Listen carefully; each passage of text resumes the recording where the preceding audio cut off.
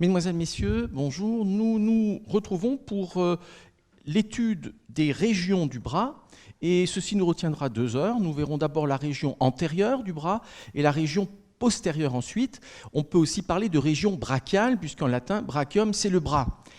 Bien entendu, ces limites de région sont théoriques, sont artificielles, puisque nous allons avoir un morceau du bras qui va correspondre à la région deltoïdienne et un autre morceau vers le bas qui correspondra à la région du pli du coude et de la région olécrânienne.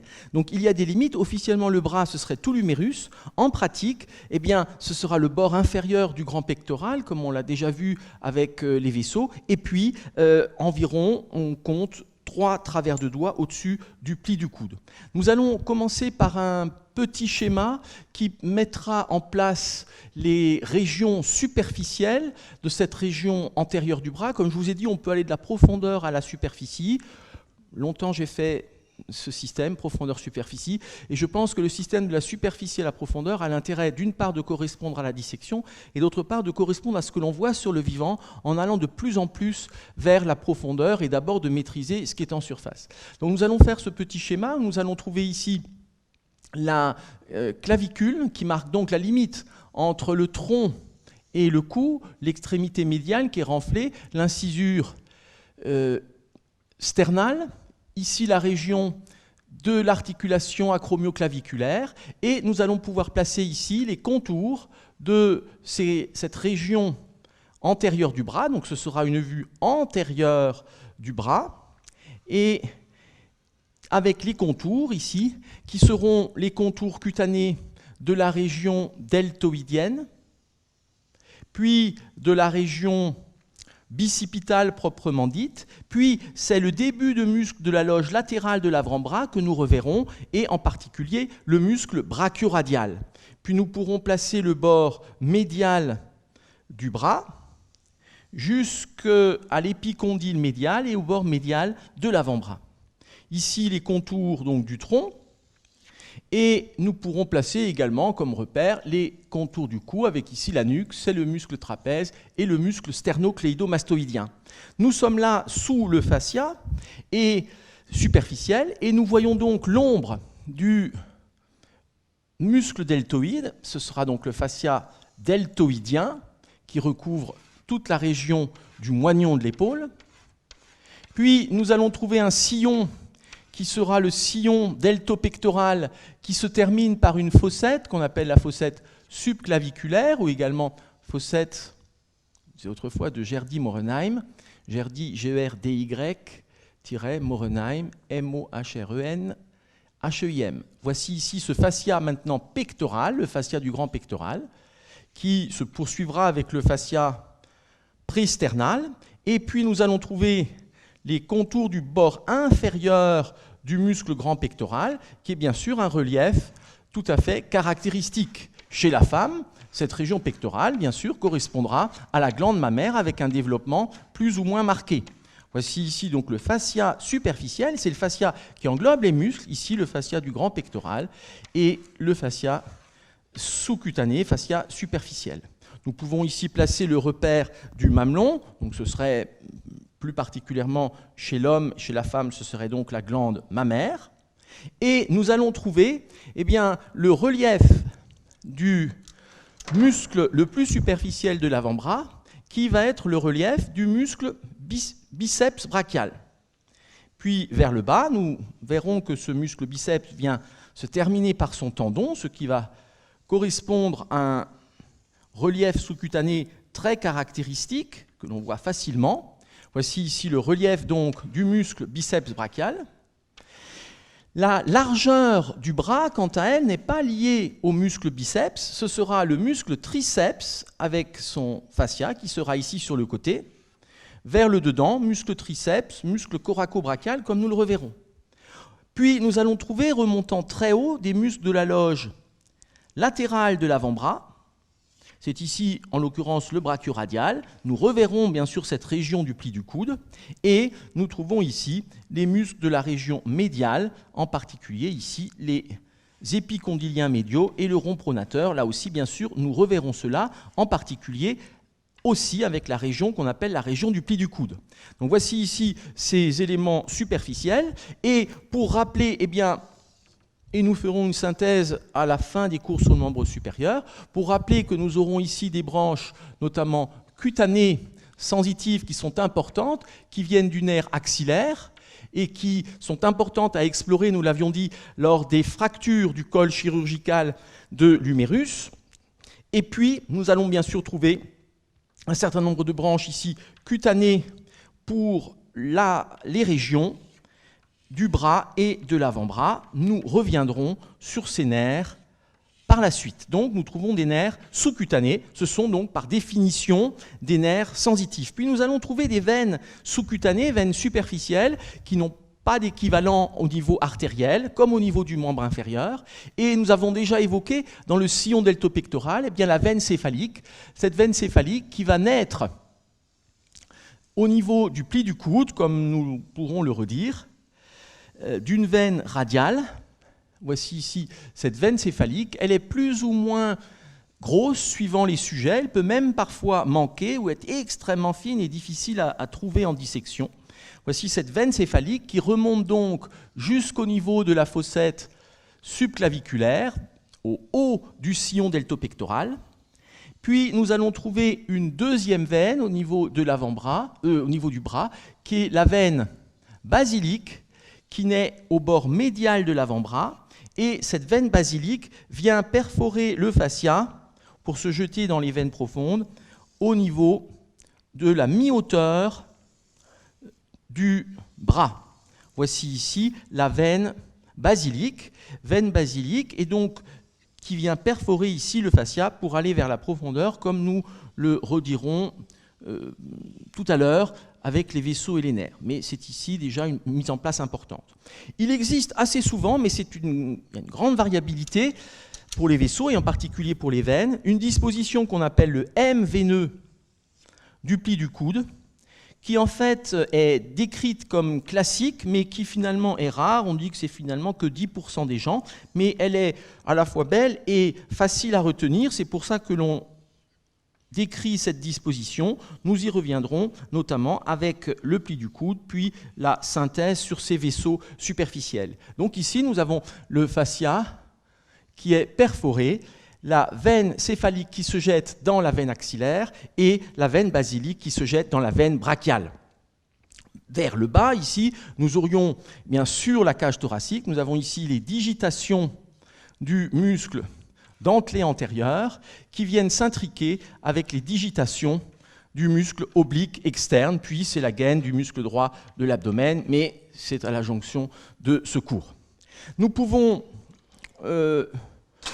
ensuite évoquer donc les différents muscles, et nous allons commencer de la superficie à la profondeur. Et nous allons voir que le muscle le plus important, le plus superficiel, est très célèbre, c'est le muscle biceps brachial. Souvent on dit le biceps, mais attention, il y a d'autres biceps dans le corps humain, notamment le biceps fémoral. Donc il est important de préciser biceps brachial.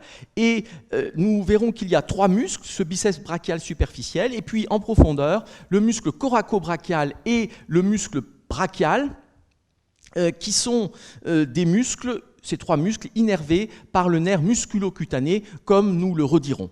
Nous allons ici donc faire une vue qui sera tout d'abord une vue superficielle de la région. Nous allons pouvoir placer la région donc claviculaire, la région de l'articulation acromio-claviculaire.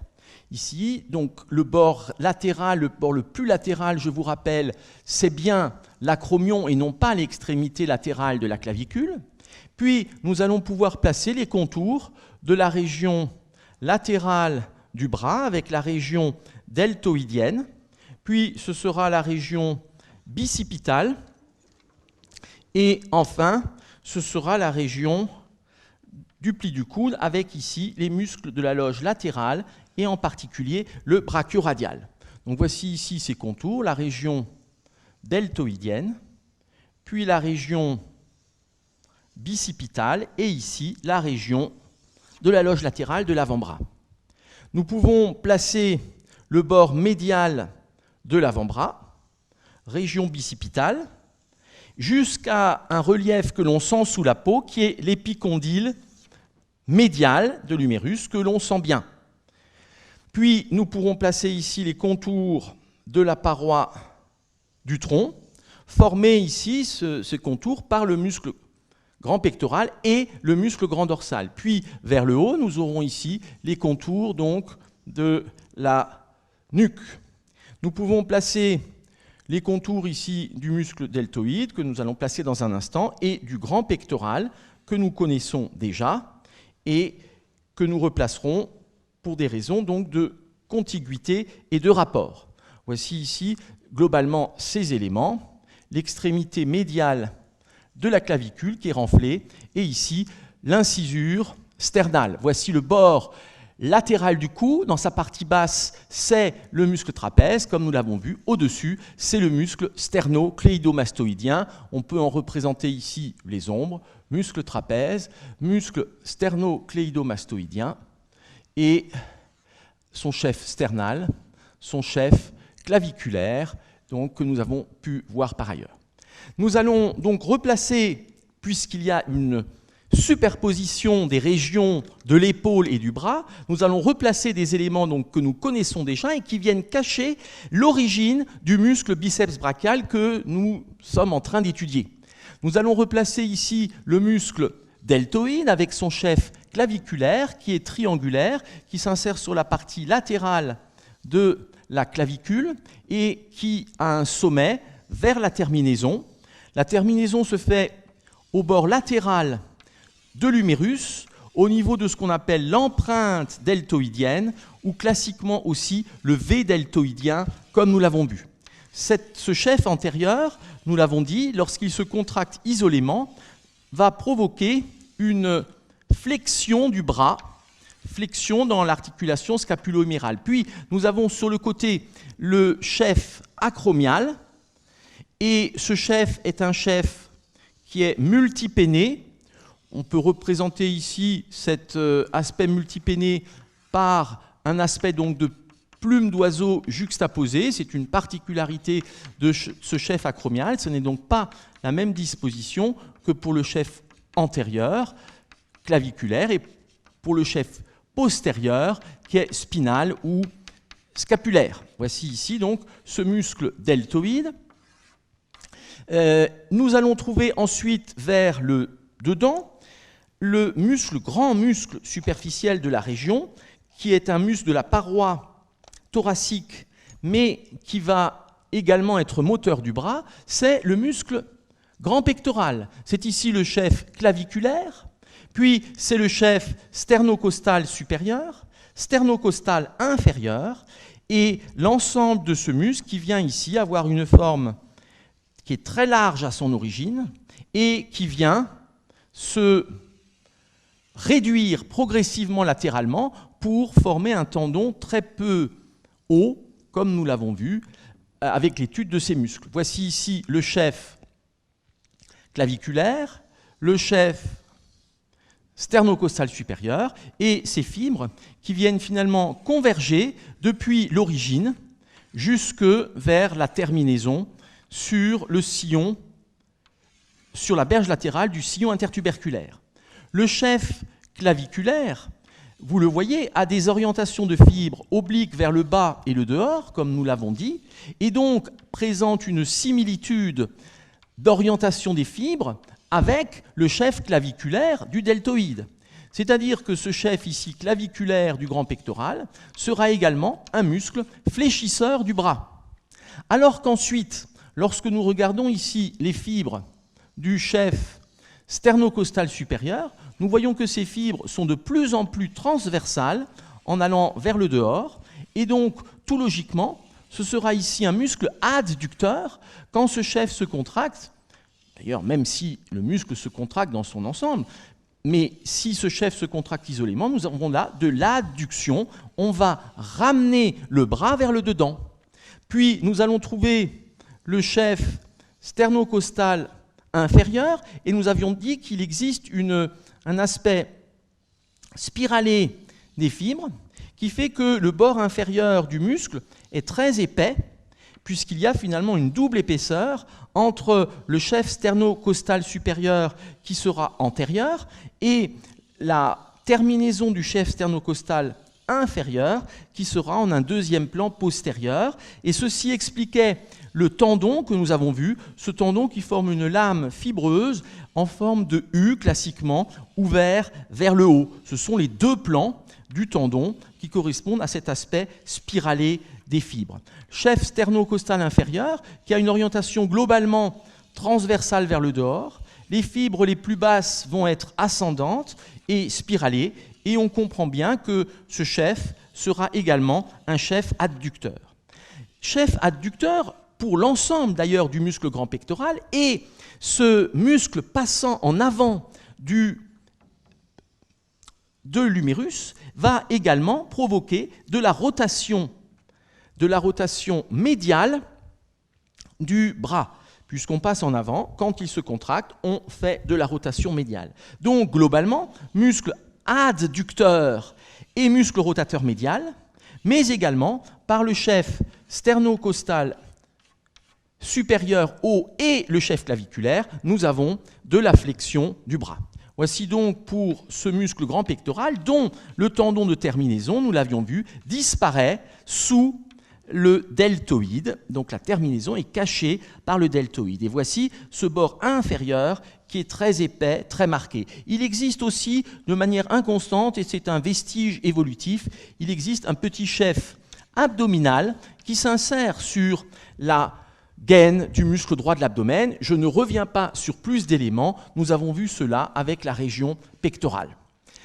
Éventuellement, on mettra quelques éléments complémentaires, si on a le temps, en rapport pour compléter à la fin. Nous pouvons mettre le repère cutané, ici, chez l'homme, du mamelon, et chez la femme, bien sûr, nous aurions ici la glande mammaire, que l'on étudie dans un cours avec les parois du tronc. Et maintenant, nous arrivons à ce muscle biceps brachial qui vient former le relief caractéristique de la loge antérieure musculaire. Nous allons voir sur une vue plus profonde que ce biceps a deux chefs d'origine, le chef court et le chef long, comme son nom l'indique, biceps, donc deux chefs d'origine, et les deux chefs vont fusionner pour former un corps unique et un tendon de terminaison unique. C'est la définition d'un muscle biceps. L'origine va donc être cachée ici par le grand pectoral et le deltoïde, et ce que nous voyons apparaître, c'est le corps musculaire du muscle biceps brachial qui est déjà ici constitué. Nous allons voir vers le haut les deux chefs qui apparaissent sous le bord inférieur du grand pectoral et sous le bord inférieur du deltoïde. Voici les contours de ce muscle biceps brachial. Vers le haut, nous trouvons encore la trace de séparation des deux chefs, et puis progressivement, nous allons trouver une fusion. C'est un muscle qui est allongé, fusiforme, et qui va venir se rétrécir progressivement vers le bas pour se terminer sur un tendon unique, qui est un tendon épais, que l'on voit bien lorsqu'on fléchit le coude et que l'on palpe très facilement. Tendon qui est d'abord épais, puis qui vient progressivement se rétrécir et que l'on voit bien jusque quasiment sa terminaison qui se fera sur la tubérosité bicipitale du radius, que nous avions vu, on n'a pas fait de cours d'ostéologie précisément, mais que nous avons vu et que nous reverrons avec l'articulation du coude. Voici ici le tendon de terminaison du biceps, et globalement, les deux chefs ici ont des fibres qui seront verticales et qui descendent donc du haut vers le bas. Voici, d'un point de vue superficiel, ce muscle biceps brachial qui vient donc franchir la région articulaire du coude, le pli du coude, en passant en avant. Et bien sûr, ceci amènera une flexion de l'avant-bras, comme nous le redirons avec la flexion après la description. Le plan est toujours le même, c'est-à-dire la description du muscle, puis ensuite l'innervation, et puis l'action, éventuellement les rapports.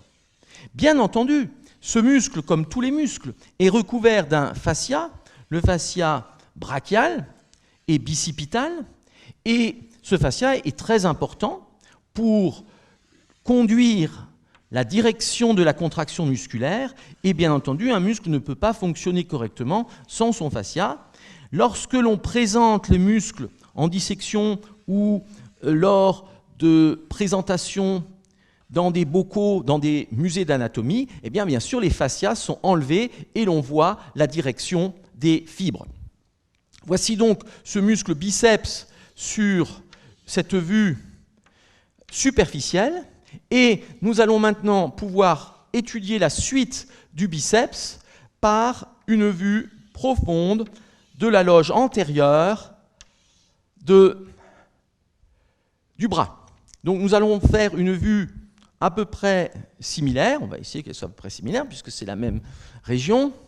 Nous allons donc trouver ici la région de la clavicule qui marque la limite entre la paroi du tronc et le cou. C'est un repère qui est sous-cutané, qui est donc très facilement visible et ou palpable.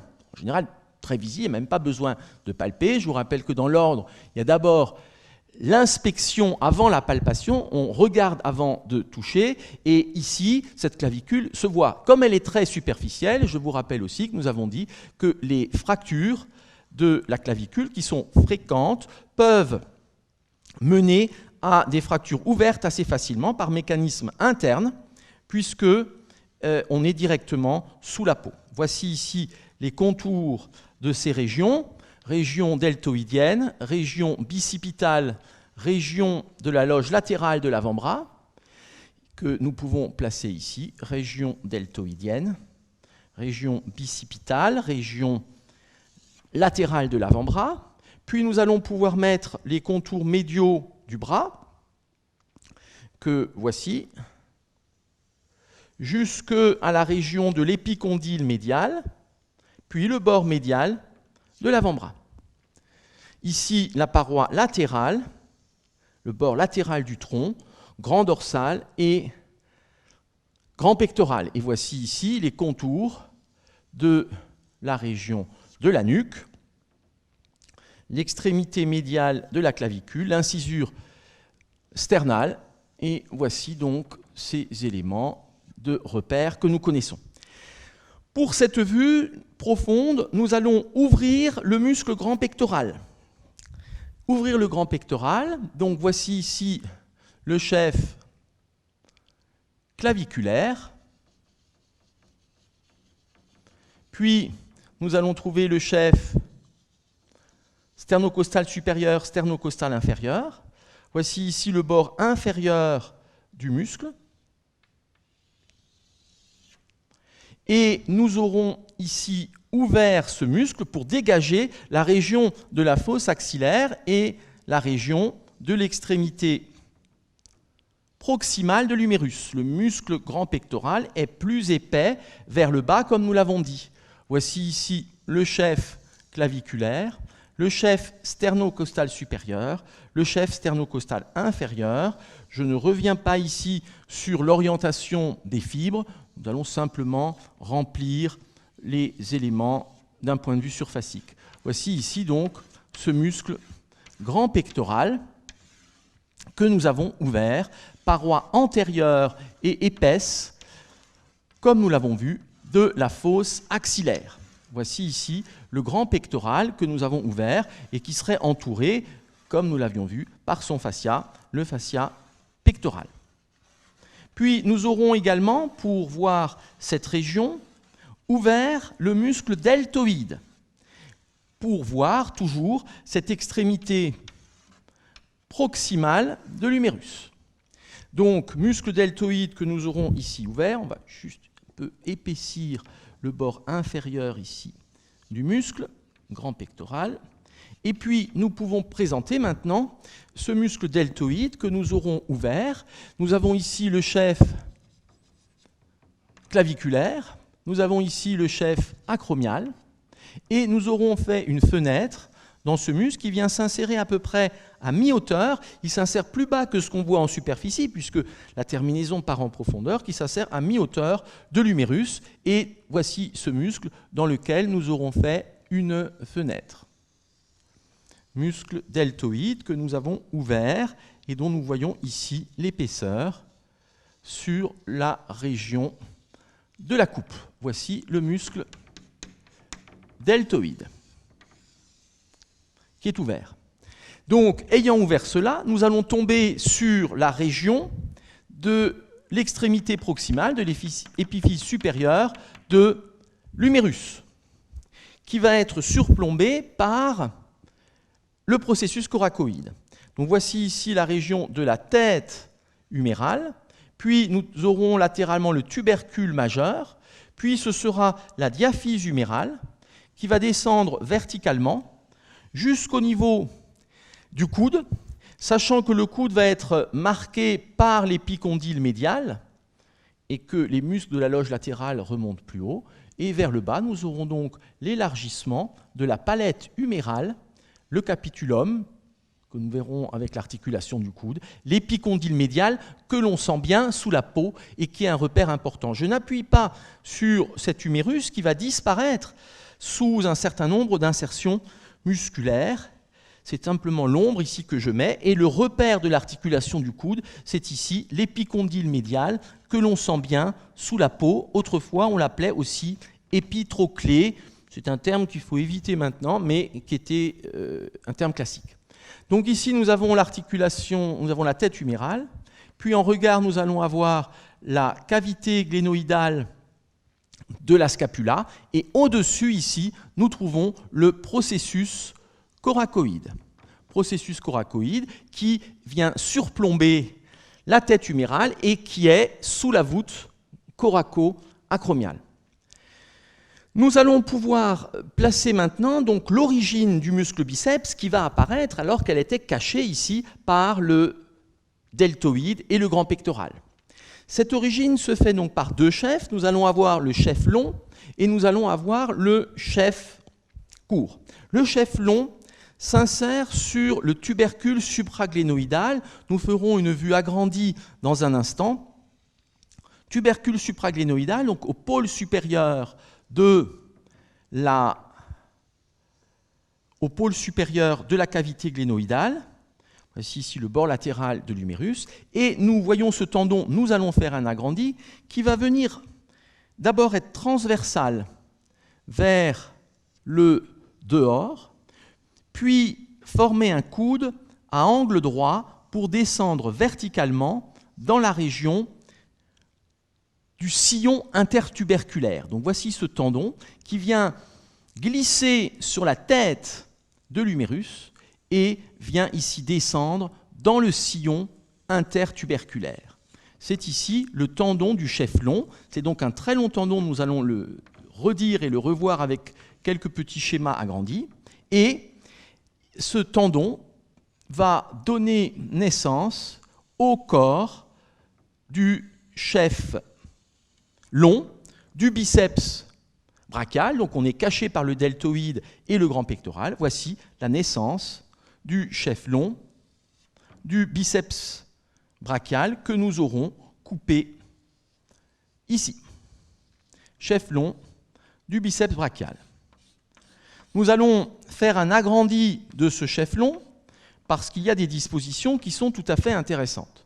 Donc chef long du biceps brachial, et pour cela, nous allons faire une vue agrandie de la région sur le tableau à côté. Voici ici, sur cette vue agrandie, la tête de l'humérus qui s'inscrit donc dans une portion de sphère pleine, en l'occurrence, classiquement, un tiers de sphère pleine. Tête de l'humérus, je réfléchis, on peut remettre du cartilage. Donc ici, du cartilage, le tendon, il me faut plusieurs couleurs que voici. Donc nous allons ici avoir, nous ouvrons l'articulation, nous avons ici la tête de l'humérus, recouverte de cartilage, un tiers de sphère pleine, comme nous l'avons vu au niveau de l'articulation scapulo-humérale. Nous savons que le col anatomique de l'humérus est extrêmement court, on va dire symbolique, il fait ici un petit millimètre sous la tête. Puis nous avons la poursuite de l'extrémité proximale de l'humérus avec le bord médial ensuite de l'épiphyse et de la diaphyse. et le bord latéral avec le tubercule majeur, et ici, la poursuite vers le bord latéral de la diaphyse. Ce tubercule majeur est supérieur et latéral et présente une facette sur laquelle s'insère le muscle supraépineux, comme nous l'avions dit. Sous le tubercule majeur, nous trouvons une crête qui est la lèvre latérale du sillon intertuberculaire, qui s'arrête plus ou moins bas. De façon inférieure et médiale, nous allons trouver le tubercule mineur. Ce tubercule mineur sur lequel vient s'insérer le muscle subscapulaire. Sous le tubercule mineur, donc ça c'est de l'ostéologie, comme je vous l'ai dit, qui est étudiée par vous en travaux pratiques, nous avons ici la crête du tubercule mineur. Ces deux crêtes, crête du tubercule majeur, crête du tubercule mineur, verticale, viennent limiter une gouttière, qu'on appelait autrefois la gouttière bicipitale, et maintenant le sillon intertuberculaire, ou sillon bicipital également. Sillon intertuberculaire qui est le terme officiel. Nous pouvons voir cela en faisant une coupe horizontale, axiale de la diaphyse, que nous allons peut-être même éventuellement un peu agrandir par rapport à la taille précédente. Et nous trouvons ici eh bien, cette diaphyse humérale qui est à peu près circulaire à ce niveau-là. Donc on l'agrandit un petit peu ici, et qui à sa face antérieure va présenter donc ce sillon intertuberculaire, ou appelé également sillon bicipital, même anciennement coulisse bicipitale. Voici la section agrandie horizontale de l'humérus avec le canal diaphysaire, ici en périphérie l'os cortical, et c'est ici une coupe axiale d'orientation internationale, c'est-à-dire que nous avons la tête derrière le tableau, la main vers vous, et c'est-à-dire que nous avons ce qui est latéral ici, vers la gauche, et ce qui est en avant, vers le haut. Nous voyons ici donc le canal centrodiaphysaire, et voici de façon exagérée, mais pour insister sur l'aspect pédagogique, le sillon intertuberculaire avec deux crêtes sur les côtés, le sillon du tubercule majeur, lèvre latérale du sillon intertuberculaire, le sillon du tubercule mineur, lèvre médiale du sillon intertuberculaire. Et nous allons pouvoir représenter également ici, eh bien, en enfilade, la cavité glénoïdale de la scapula, articulation scapulo-humérale, vers le bas, un tubercule sur lequel s'insère le chef-long du triceps, et vers le haut, le tubercule supraglénoïdal, sur lequel vient s'insérer le chef-long du biceps brachial. Ce chef-long, le voici, il a la particularité d'être intracapsulaire, mais extrasynovial. Voici ce tendon qui part d'abord vers le dehors, qui vient glisser en partie sur la tête de l'humérus, et puis qui vient se recourber à peu près à 90 degrés pour cheminer dans le sillon intertuberculaire et descendre ici vers le bas. Voici ce tendon donc, du long biceps, qui est donc très particulier, puisqu'il est intracapsulaire, la capsule est bien autour de ces éléments, il va contracter des rapports aussi avec le labrum de l'articulation qui est en périphérie. Ceci, puisqu'il est intracapsulaire, peut donc se voir lors d'une arthroscopie de l'épaule.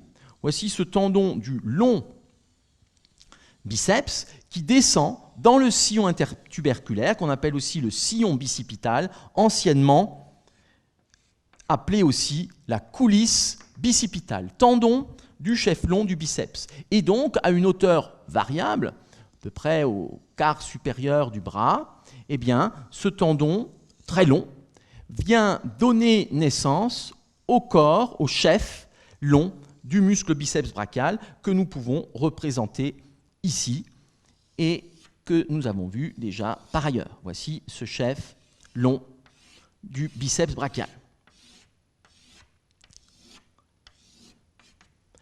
Nous pouvons voir ces éléments ici sur cette vue et voir le tendon du chef long qui vient cheminer ici dans le sillon intertuberculaire. Chef long du biceps brachial.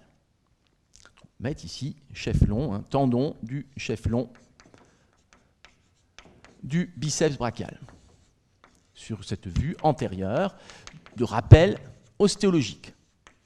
Nous voyons ce tendon qui chemine donc dans cette gouttière, mais cette gouttière est transformée en canal. C'est un canal ostéofibreux, avec ici en pont des fibres, que l'on appelle parfois le ligament transverse de l'humérus. Là aussi, ça a un aspect relativement schématique, ce que je fais sur cette vue, qui vient se poursuivre avec le périoste de l'humérus, de la diaphyse humérale. Voici ici donc ce ligament transverse de l'humérus qui vient convertir la gouttière sillon intertuberculaire en canal. Je vous rappelle que le terme de canal est quelque chose d'osseux, ostéofibreux. Le terme de conduit est quelque chose de viscéral. Donc c'est bien ici le canal bicipital et c'est bien le conduit parotidien et non pas le canal de Wirsung, le canal de Sténon. Et à ce niveau, comme quasiment toujours lorsqu'il existe des canaux ostéofibreux, il y a bien sûr un problème de frottement et nous allons retrouver à ce niveau-là eh bien, une gaine séreuse qui vient entourer le tendon. C'est ce qu'on a vu en anatomie générale, je ne reviens pas sur les descriptions globales. Cette gaine va présenter un feuillet viscéral, qu'on appelle aussi feuillet tendineux, feuillet viscéral par analogie à ce qu'on trouve sur les séreuses, péritoine, plèvre, péricarde. Donc c'est le feuillet viscéral ou tendineux qui entoure le tendon. Et puis en périphérie, tapissant la paroi du canal, c'est-à-dire à la fois l'os et le ligament transverse de l'humérus, nous trouvons le feuillet pariétal.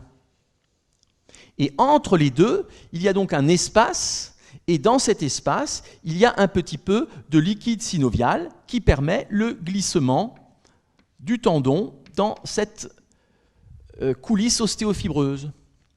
Globalement, la gaine du muscle biceps va venir accompagner le tendon jusque à peu près un travers de doigt, c'est variable, au-dessus de la jonction tendino-musculaire. Ce qui est intéressant de voir, c'est que cette gaine synoviale vient prolonger la gaine synoviale ou gaine séreuse, vient prolonger la synoviale de l'articulation scapulo-humérale. Cela signifie que lorsque l'on fait une arthrographie scapulo-humérale, on vient remplir cette gaine. Et en négatif, on voit donc se dessiner le tendon. Si on a une rupture du tendon, eh bien on va voir le liquide de contraste qui vient dessiner les deux bouts de la rupture. Bien entendu, ce tendon qui vient coulisser à ce niveau-là va être facilement le siège de tendinite. On le comprend bien, c'est comme une corde, et donc on peut à ce niveau frotter. Et les tendinites, les douleurs à ce niveau sont extrêmement fréquentes. Donc, nous l'avons dit, c'est un muscle fléchisseur, et donc en particulier, ce seront des douleurs. Quand on fait de la flexion, qu'on soulève quelque chose, on a une douleur à ce niveau-là qui peut correspondre, parce qu'il y a plusieurs diagnostics, qui peut correspondre à une tendinite du tendon, du cheflon, du biceps brachial. Nous reviendrons sur l'action tout à l'heure. Voici pour ce cheflon, et puis nous avons ensuite le chef-court, et le chef-court viendra s'insérer sur le processus coracoïde, sur la pointe du processus coracoïde, et nous l'aurons sectionné très tôt ici, proche de son origine. Donc processus coracoïde, c'est le chef-court du biceps brachial. Nous allons y revenir également dans un instant. Et chef long et chef court, on peut ici représenter, surplombant la région, le processus coracoïde. Voici le bord supérieur de la scapula. Voici ce processus coracoïde, très schématiquement. Et nous pouvons ici placer eh bien, cette origine du chef court du biceps, ici, sur l'extrémité latérale du processus coracoïde. Voici le chef court du biceps brachial. Nous pouvons maintenant passer à la mention de l'innervation du muscle biceps. C'est une branche du nerf musculo-cutané, comme je vous l'ai dit, pour l'ensemble des muscles de la loge antérieure. Nerf musculo-cutané, au point de vue action, il est important de noter que c'est un muscle biarticulaire. Très souvent, quand on parle du biceps, les gens se précipitent sur l'avant-bras, flexion, mais il faut le faire avec méthode. Donc biarticulaire. Nous voyons que ce muscle franchit l'articulation scapulo-humérale. Et donc, comme il passe en avant de l'articulation scapulo-humérale, ce sera un muscle fléchisseur du bras. Il passe en avant, fléchisseur du bras, dans son ensemble, ou du bras de façon isolée, fléchisseur du bras. Mais également, vous voyez par ce tendon qui est très particulier, qui est intracapsulaire, mais extrasynovial, nous avons ici, eh bien, lorsque le muscle se contracte, un moyen de stabilisation de l'articulation scapulo-humérale.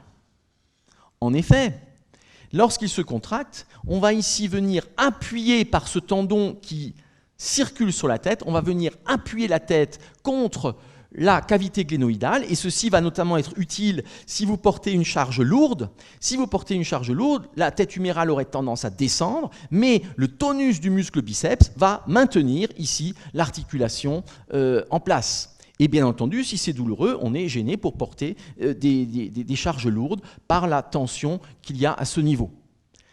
Donc, au niveau de l'articulation scapulo-humérale de l'épaule, flexion du bras et stabilisation active de l'épaule.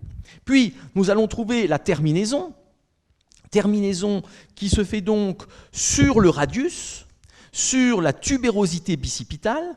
Nous pouvons retrouver ici ce tendon qui vient ici franchir l'articulation du coude et qui va se terminer sur la tubérosité radiale, sur la tubérosité bicipitale du radius, tendon ici du biceps que nous avons sectionné, qui est à peu près au milieu de cette région du pli du coude, comme nous le reverrons. Et bien sûr, puisque ce tendon passe en avant, ça va être un fléchisseur de l'avant-bras sur le bras. Mais ce n'est pas tout, puisque, se terminant sur le radius qui lui-même est mobile, il vient provoquer de la supination. En effet, la tubérosité bicipitale est légèrement postérieure sur le radius, et donc quand le muscle se contracte, il vient faire une rotation latérale du radius et provoquer cette supination. C'est-à-dire que si on fait un petit schéma ici du radius et de la tubérosité radiale, nous aurions une petite coupe. Ici, nous aurions ici le radius. La tubérosité radiale sera légèrement postérieure et le tendon du biceps vient s'enrouler de l'avant vers l'arrière. Voici ici le radius à ce niveau. Voici ici l'ulna. Et nous allons trouver eh bien, le tendon, ici ulna, ici radius. L'avant est vers le haut, médial, avant. Et nous trouvons ici le tendon du biceps qui vient s'enrouler et que nous pouvons ici sectionner, enfin, qui sera sectionné puisqu'il remonte vers le haut. Voici ce tendon terminal du biceps brachial qui vient se terminer sur la tubérosité radiale en s'enroulant de l'avant vers l'arrière. Et donc, lorsqu'il se contracte, on amène de la rotation latérale du radius par cet enroulement de terminaison, et cette rotation latérale du radius, c'est de la supination, c'est-à-dire la paume vers le haut. D'ailleurs, c'est très facile de vous en convaincre.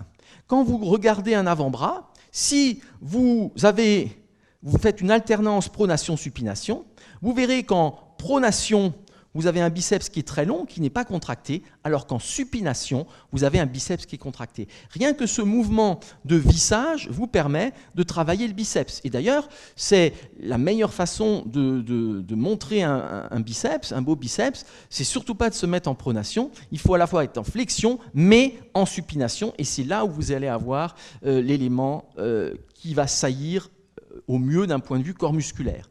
Donc ici, c'est cet élément d'enroulement qui fait que l'on va avoir de la supination. Donc le muscle biceps brachial est aussi un muscle supinateur. par cet enroulement et cette rotation latérale du radius. Le point fixe peut également être sur le membre supérieur, et c'est ce que l'on va notamment voir lorsque l'on fait des barres, travaille sur une barre en traction, je vais juste m'essuyer un tout petit peu les mains, barre en traction, et c'est un mouvement qui va être très complet, mais notamment quand vous êtes ici en traction, votre bras est tendu. Si vous voulez relever le corps, eh bien vous devez fléchir l'avant-bras sur le bras et vous allez travailler le biceps. C'est ici ce qu'on peut représenter de façon très schématique. Ici, voici une barre. Nous serions ici, donc on peut faire ce travail soit en pronation, c'est-à-dire les paumes vers l'avant sur la barre, soit en supination. Ça ne va pas travailler exactement le biceps de la même façon. Vous pouvez donc être sur une barre en pronation, pouce vers le dedans, ou en supination, pouce vers le dehors. C'est-à-dire qu'ici, qu'est-ce que nous allons avoir? Nous allons avoir ici les mains qui tiennent la barre. Avec le pouce ici, on va se mettre en position de pronation, le pouce qui est vers le dedans. De la même chose de l'autre côté, pouce vers le dedans et la main, ici, qui vient donc tenir la barre. De façon strictement, ici, bien sûr, schématique. Nous avons ici les deux os de l'avant-bras, puis nous avons l'articulation du coude, puis nous avons l'humérus. Jusqu'à la tête de l'humérus, je mets ici une sphère tout à fait symbolique. Nous avons la région des clavicules, et puis nous avons ici la tête, et dessous la région du tronc. Donc, dans ce mouvement, le but est de remonter le tronc, et ici, c'est bien le muscle biceps brachial, notamment, qui est un des fléchisseurs, qui va venir travailler pour venir relever le membre, et donc se retrouver en flexion sur la barre.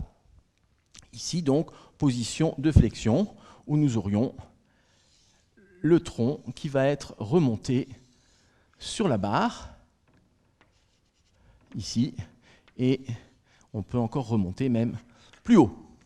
Donc ceci, c'est un point fixe sur le membre supérieur, et en traction, soit en pronation, soit en supination, pouce vers le dedans, pouce vers le dehors.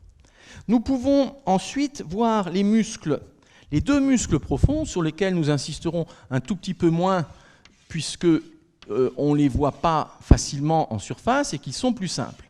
Nous aurons tout d'abord le muscle coraco-brachial. Comme son nom l'indique, ce muscle coraco-brachial va s'insérer sur le processus coracoïde. Processus coracoïde, et cette insertion se fait souvent de façon commune avec le chef court du biceps, ce qui fait qu'en pratique, en clinique, on parle parfois de coracobiceps, qui n'est pas dans la terminologie internationale, mais qui est pratique à retenir. Ce coracobiceps, c'est l'insertion commune du coraco-brachial et du chef court du biceps. Nous allons le représenter ici en rose. Ce sera ici l'insertion que je mets d'une couleur différente, mais qui est commune quasiment à l'origine. C'est ici le coraco-brachial.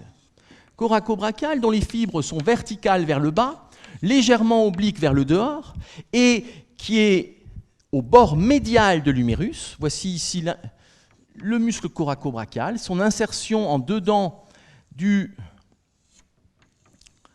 chef court du biceps, et voici ce muscle coraco-brachial qui descend et qui vient s'insérer au bord médial de l'humérus.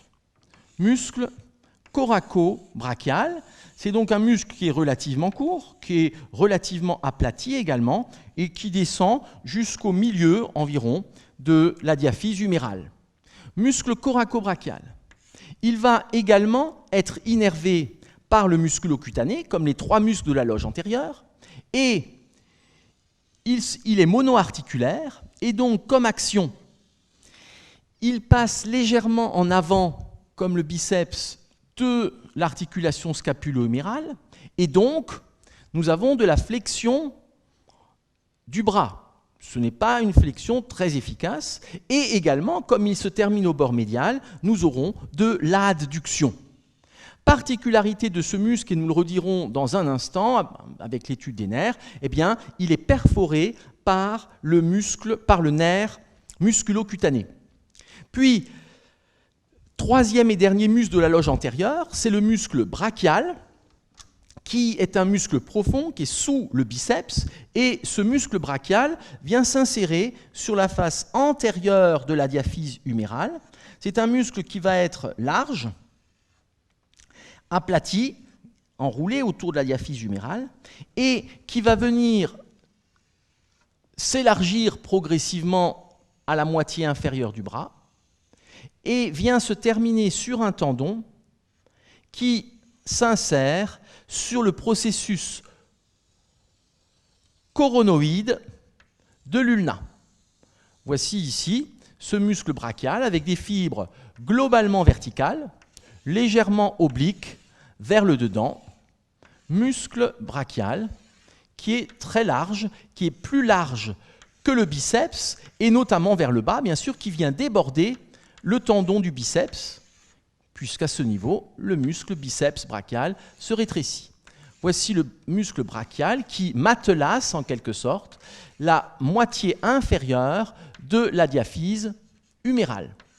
Muscle brachial avec des insertions hautes proximales qui sont musculaires, pratiquement sans tendon apparent.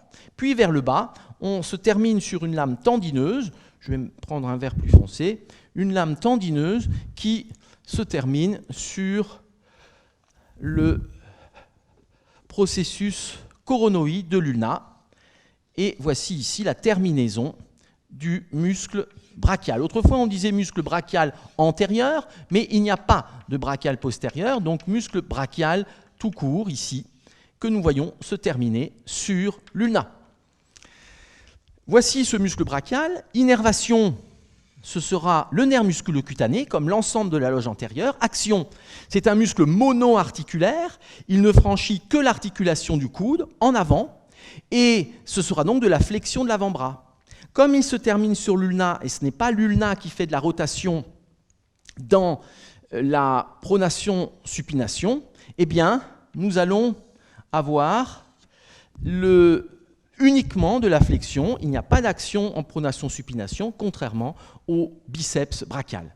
Voici ces trois muscles. Nous pouvons maintenant compléter un certain nombre d'éléments et de rapports. Nous pouvons voir que le muscle brachial vient déborder le muscle biceps. Nous voyons ici, latéralement, le muscle brachial déborder le muscle biceps sur la vue antérieure superficielle.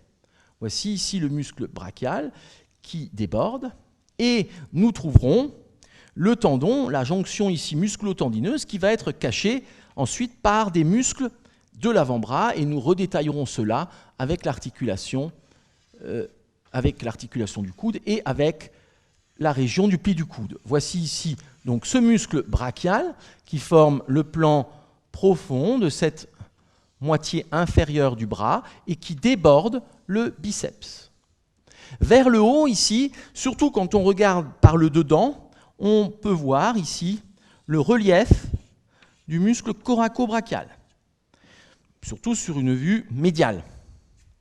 Ce qui fait la largeur du bras, c'est le muscle triceps, c'est-à-dire c'est la loge postérieure. Il est recouvert par un fascia que nous pouvons présenter ici, c'est-à-dire nous voyons le biceps de l'avant, mais à travers le fascia et ce qu'on appelle le septum intermusculaire latéral ici, et ici le bord médial du triceps avec le septum intermusculaire médial. Nous pouvons ensuite montrer des rapports qui vont se faire avec des muscles de l'avant-bras. C'est ici ces jonctions, bien sûr, entre les différentes régions. Nous étudierons cela avec l'avant-bras et aussi avec la région du pli du coude. Et je vais les représenter juste ici en ombré en violet. Nous allons avoir ici les muscles de la loge latérale de l'avant-bras et principalement qui remontent très haut.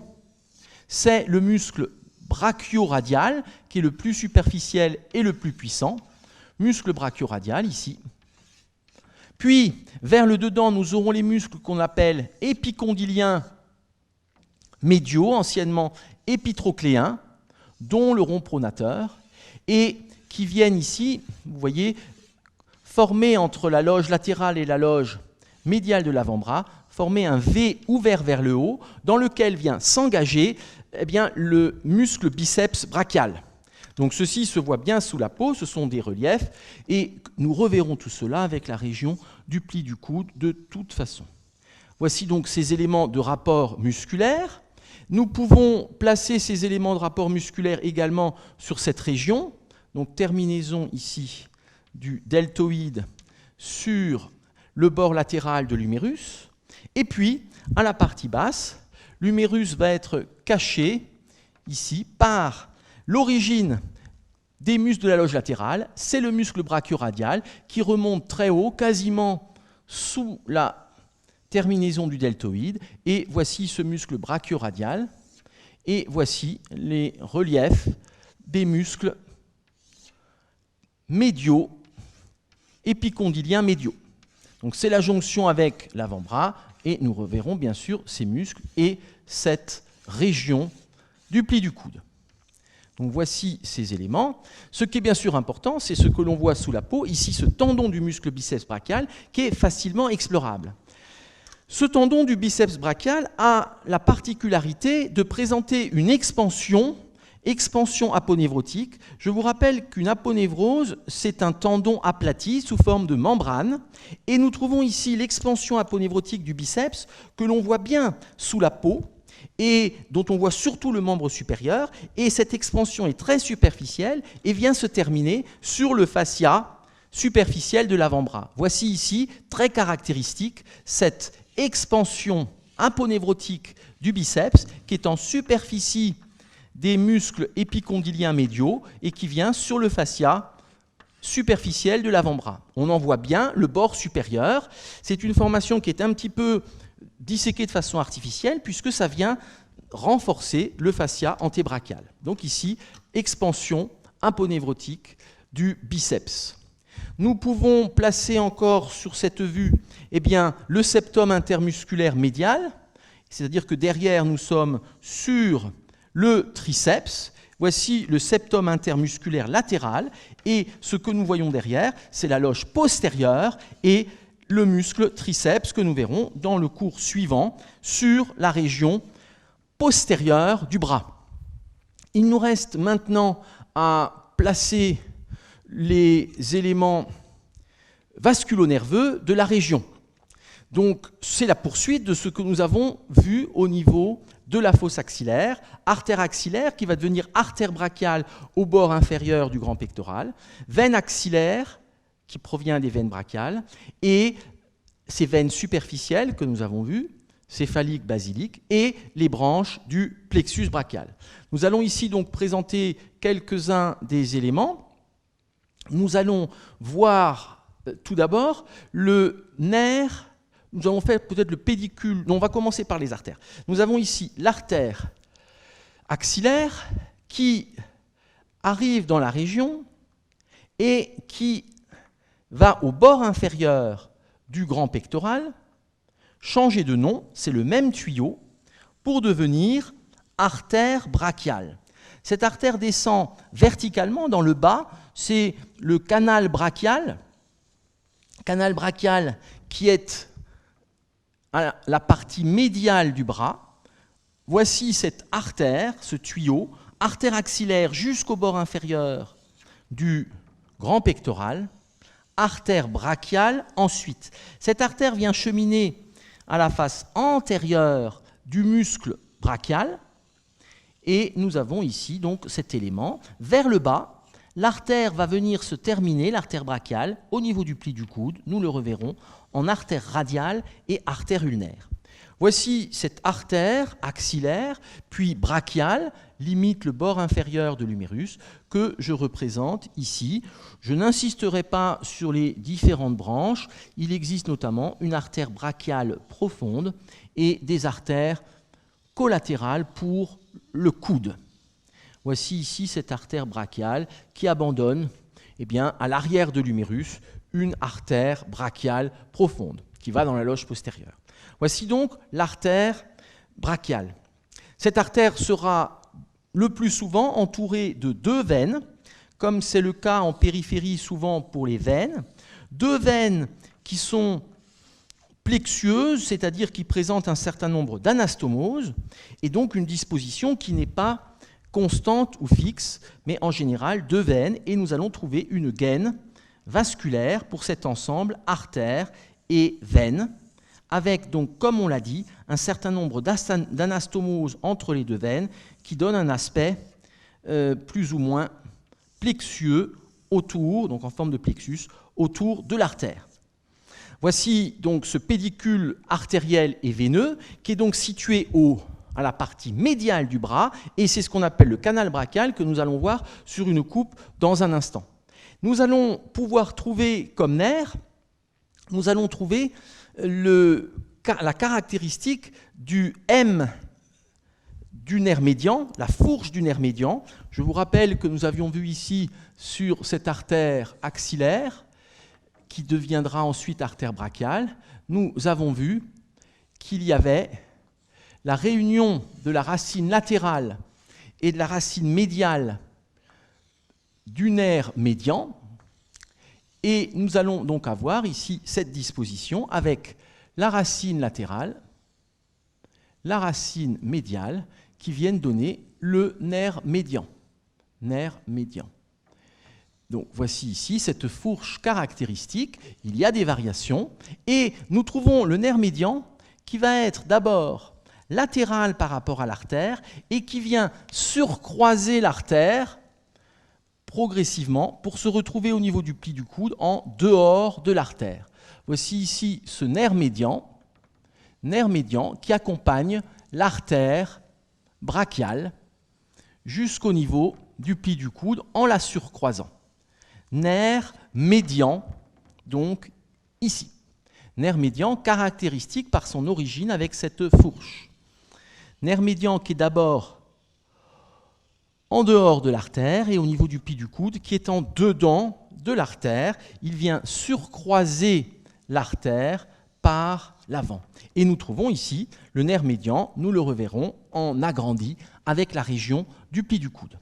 Donc nerf médian dans cette région. Et puis, nous allons trouver en dedans, venant du tronc, venant du faisceau médial, nous trouvons ici le nerf ulnaire. C'est un petit rappel de ce qu'on a vu avec le plexus brachial. Nerf ulnaire qui est situé en dedans de l'artère et qui, à mi-hauteur du bras, vient perforer le fascia pour se retrouver dans la loge postérieure, comme nous le reverrons. Donc ici, à mi-hauteur, nous avons le nerf ulnaire qui vient perforer le fascia et plus particulièrement le septum, ici, intermusculaire, septum intermusculaire médial. Nerf médian, nerf ulnaire, qui est d'abord dans la loge antérieure, contre le septum, et qui va aller vers la loge postérieure, comme nous le reverrons. Puis, nous allons trouver le nerf musculocutané. Nerf musculocutané, qui est une autre branche du faisceau latéral. Il y a la racine latérale du nerf médian, et ici ce nerf musculocutané qui va longer l'artère à son flanc latéral. Mais, particularité du nerf musculocutané, il vient perforer le coracobrachial, c'est très caractéristique, et le nerf va cheminer obliquement vers le bas et le dehors entre le biceps brachial et le muscle brachial. Voici ici ce trajet très particulier. Il n'y a pas vraiment d'autres exemples comme ça où le nerf part en diagonale dans la loge musculaire. Voici ici ce nerf musculocutané qui vient donc perforer vers le haut le muscle coracobrachial et qui vient cheminer donc en profondeur, caché. On va revoir la vue superficielle. Voici ce nerf musculocutané. Il est donc entre brachial et biceps et il donne ces trois branches motrices qui sont pour le coracobrachial qu'il perfore, pour le brachial et pour le biceps qui est en superficie. Pour voir ce nerf, il faut donc soulever le biceps. À la partie toute basse, eh bien, ce n'est plus que la partie sensitive du nerf musculo-cutané. Et nous voyons ici ces branches qui sont superficielles, que nous retrouverons avec l'avant-bras et avec les territoires cutanés sensitifs de l'avant-bras. Donc, si nous venons ici sur la région superficielle, qu'est-ce que nous trouvons? Eh bien, nous allons trouver, à la partie toute basse ici, nous allons trouver l'artère brachiale, qui est ici en dedans du tendon du biceps. Nous le reverrons avec la région du pli du coude. Et c'est à ce niveau que l'on peut écouter les pulsations et compter les pulsations et également mesurer la pression artérielle, donc en dedans, ici, du tendon du biceps brachial. C'est l'artère qui va être accompagnée de veine brachiale, pli du coude. C'est à ce niveau qu'on voit ce pédicule vasculo-nerveux qui avant est caché par le biceps et en dedans, nous trouvons le nerf médian que nous retrouverons bien sûr par la suite. Donc voici ces éléments qui avant étaient cachés. Nous avons ici nerf médian et artère brachiale. Nous allons trouver la terminaison ici du nerf musculo-cutané qui a abandonné toutes ses branches motrices et qui n'est maintenant plus que sensitif, nerf musculo-cutané ici, qui va donner des branches pour la partie antérolatérale de l'avant-bras, nerf musculo-cutané.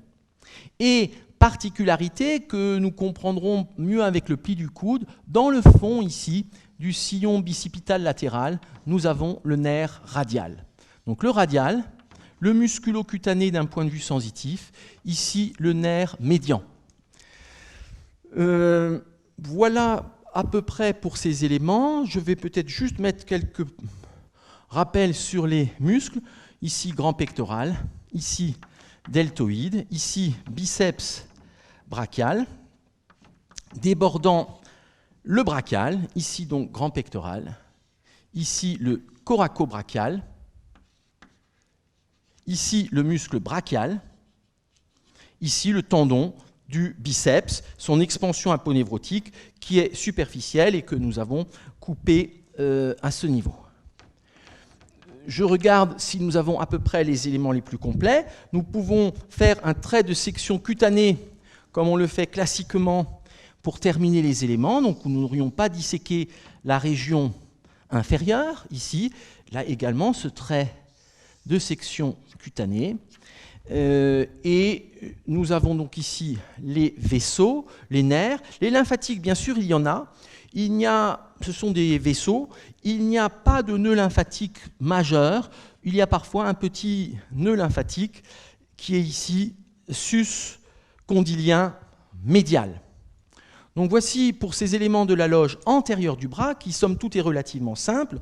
Et nous allons terminer par une coupe que nous compléterons avec l'étude de la loge postérieure, donc une coupe axiale classique à mi-hauteur du bras, qui est donc en partie schématique. Nous allons ici trouver la section de la diaphyse humérale qui aura une forme triangulaire à ce niveau, mais moyen, avec le canal diaphysaire. Donc voici ici la section de l'humérus.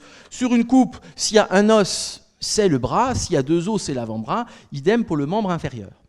Nous allons trouver deux septums intermusculaires, confèrent ici ce que nous avons vu en anatomie générale, qui ne sont pas tout à fait frontaux, mais voici ici le septum intermusculaire latéral, le septum intermusculaire médial. Ce sont donc des cloisons fibreuses qui vont de la superficie, du fascia superficiel, jusqu'à la profondeur et viennent délimiter ici des loges, loge musculaire antérieure, région antérieure du bras, région antébrachale, et loge musculaire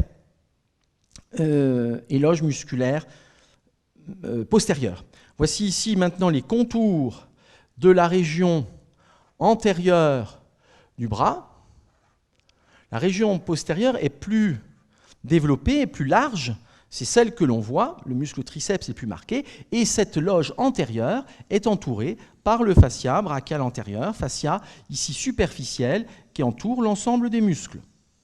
Voici ici la loge, et la loge latérale est plus large au niveau du triceps, et donc vient dépasser, c'est ce que nous voyons ici, le triceps dépasse sur les côtés. Nous avons là ici le plan cutané, avec plus ou moins de tissu adipeux, suivant les individus bien sûr.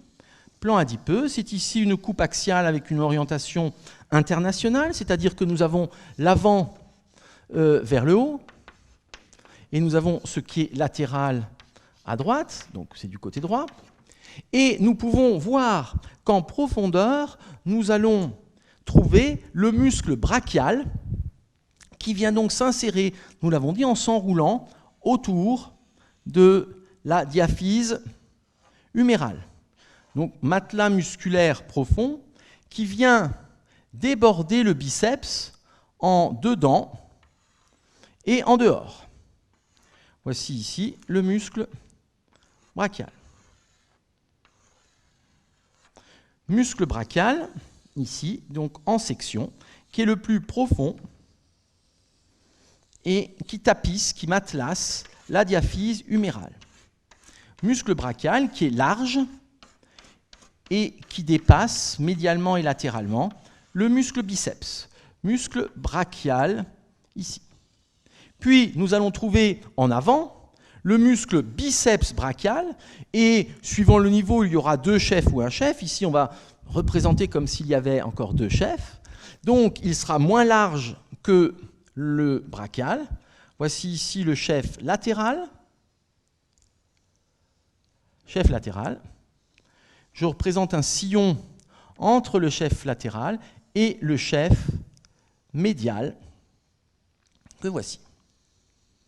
Voici ici donc la section du muscle biceps brachial. Bien sûr, chacun de ces muscles, que ce soit le biceps ou le brachial, a en plus un fascia propre et j'écarte les éléments d'un point de vue pédagogique. Voici le biceps brachial avec le chef latéral et le chef médial. Et il y aurait bien sûr des fascias autour de chacun des muscles. Nous allons pouvoir ici présenter les éléments vasculo-nerveux, c'est-à-dire que nous aurons le canal brachial qui est médial ici. On peut l'atteindre en ouvrant la peau et en ouvrant le fascia. Voici ici ce canal brachial qui est caché en avant par le biceps sur la majorité de la hauteur du bras, avec l'artère brachiale, donc accès du pédicule médialement ici, et d'un point de vue chirurgical, accompagné par deux veines, veine brachiale.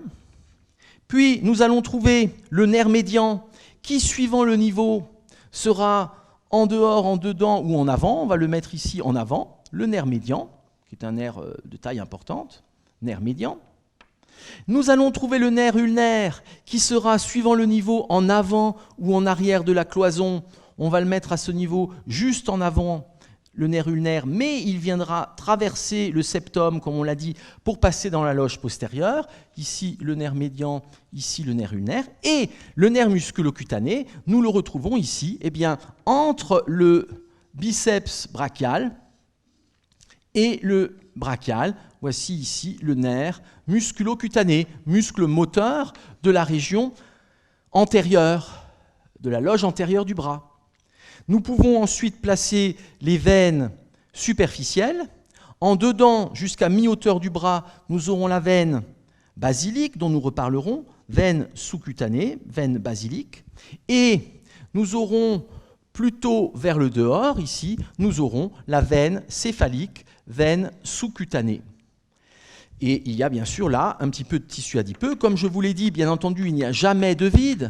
C'est-à-dire que là, les éléments sont volontairement espacés pour qu'on les voit mieux d'un point de vue pédagogique. Bien sûr, il n'y a pas de vide, il y a soit du tissu fibreux, soit du tissu adipeux, et les éléments sont plus en contact.